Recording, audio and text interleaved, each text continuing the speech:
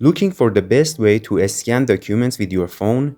Here are 3 amazing PDF scanner apps for Android that are fast, easy, and totally free. Let's check them out.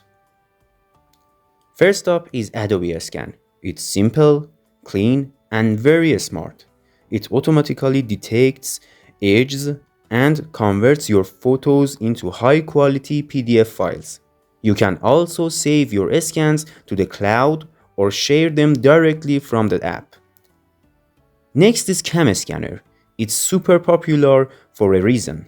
It gives you tons of options like cropping, filters, OCR, and even password protection for your PDFs.